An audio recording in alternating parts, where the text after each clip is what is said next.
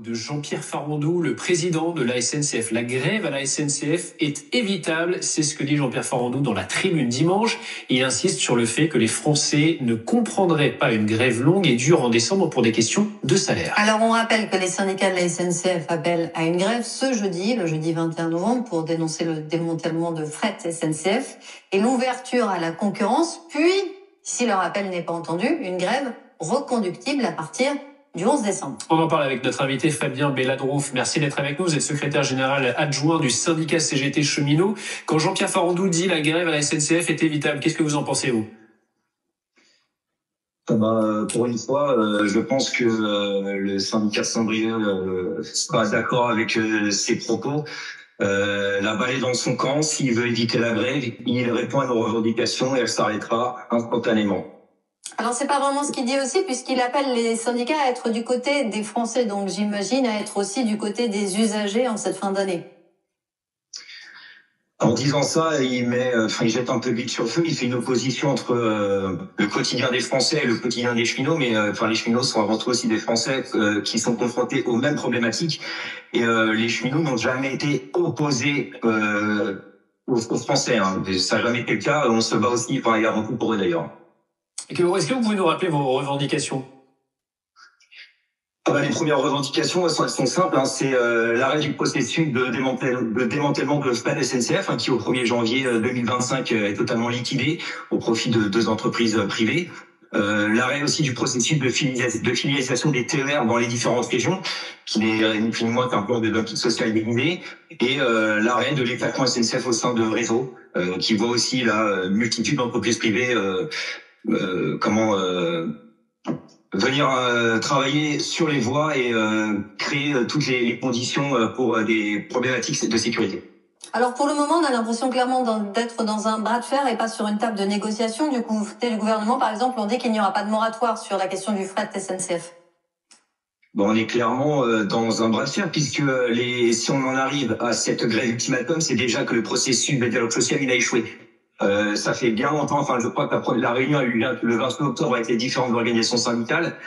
La direction SNCF et le gouvernement n'ont pas su trouver d'accord. Donc on est bien clairement dans un ultimatum. Je veux dire maintenant, la balle est dans le camp de l'entreprise et du gouvernement. Libre à eux de céder aux revendications et je vous garantis que dès le 22 novembre, les salariés en grève reprendront le travail. Fabien Belladrouf, aujourd'hui, le ministre de l'Industrie, Marc Ferracci, appelle à faire évoluer le droit de grève. On va tout de suite l'écouter et vous réagissez derrière. Moi, je préfère, dans un premier temps, faire en sorte que la négociation aboutisse. Et vous savez, si vous voulez faire en sorte qu'un droit prévale sur l'autre, si vous voulez faire en sorte que d'autres équilibres soient trouvés entre le droit de grève et la liberté de circulation, par exemple, eh bien, là aussi, on revient sur le sujet que nous avions précédemment. Il faut faire évoluer le droit, il faut faire évoluer la loi. Moi, je suis jamais hostile à ce qu'il y ait un débat démocratique sur ces sujets-là. Il faut faire évoluer le droit, il faut faire évoluer la loi, dit donc aujourd'hui le ministre de l'Industrie. Fabien Belladrouf, qu'est-ce que vous en pensez ? La loi l'a déjà évolué. Je rappelle quand même que Sarkozy a instauré le service minimum qui devait, je cite, faire en sorte que quand les cheminots soient grève, ça ne se voit plus. Force est de constater que rien n'empêchera les salariés motivés et déterminés à se mettre en grève. Donc, ils pourront le faire évoluer tant qu'ils veulent. La détermination des salariés qui se battent pour leur quotidien ne les arrêtera pas. Et vous croyez aujourd'hui à une véritable union de tous les syndicats parce que l'année dernière, la grève n'avait pas fonctionné à la même période parce qu'il n'y avait pas eu d'unanimité? Alors là, ce n'est pas une grève spécifique à un CGT. Il y a les 4 organisations syndicales majoritaires au sein de l'entreprise qui ont appelé justement à cesser le travail le 21 novembre. C'est bien que les préoccupations sont au-delà d'un petit clivage entre organisations syndicales. Là, il y a une unité et on fera en sorte qu'elle continue le plus longtemps possible. Fabien Belladrouf, qu'est-ce que vous répondez aux Français qui disent ce sont toujours les mêmes qui sont en grève, on a l'impression d'être pris en otage? J'ai envie de leur dire que c'est peut-être toujours les mêmes qui sont attaqués par le gouvernement. Je connais aucune entreprise en France, si ce n'est les plus grosses entreprises françaises de la fonction publique, ou ex-fonction publique en tout cas, on peut citer par exemple le DLGDH, la Poste, etc., ou les hôpitaux qui sont à ce point attaqués. Et donc, il n'y a aucune volonté de prendre qui que ce soit en otage.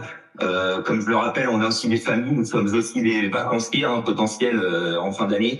Il y aura aucune rançon. Nous avons des revendications qui font face ou qui font suite plutôt à des besoins urgents, notamment dans le transport ferroviaire de marchandises. Ça répond à un intérêt général qui est la transition écologique, par exemple.